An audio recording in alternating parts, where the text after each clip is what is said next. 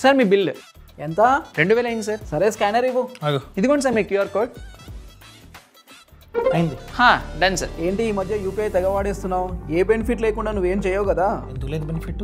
నేను యూపీఐ చేసిన ప్రతిసారి 2% క్యాష్ బ్యాక్ వస్తుంటే. నేను యూపీఐ వాడతాను, నాకేం రావట్లేదే మరి. నువ్వు నీ బ్యాంక్ అకౌంట్ నుంచి పే చేస్తున్నావు. నేను నా రూపే క్రెడిట్ కార్డ్ ని యూపీఐకి లింక్ చేసుకుని పేమెంట్స్ చేస్తున్నా. నేను present credit pay Yes bank credit card ని వాడుతున్నా. ఇందులో బెస్ట్ పార్ట్ ఏంటంటే మినిమం 10 రూపీస్ ట్రాన్సాక్షన్ చేసినా కూడా 2% క్యాష్ బ్యాక్ వస్తుంది అనమాట. ఇలా క్యాష్ బ్యాక్ వస్తుంది కదా. ఏం చేస్తున్నావు మరి ఈ క్యాష్ బ్యాక్ అంతా?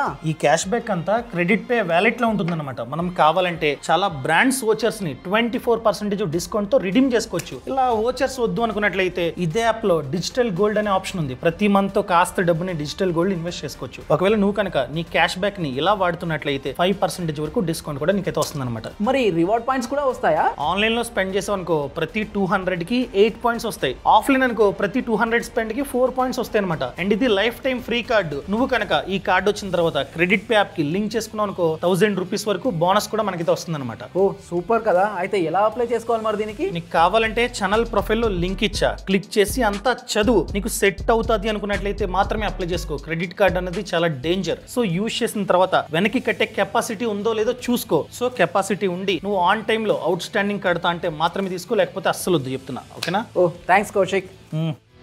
Boss wala. Be the boss.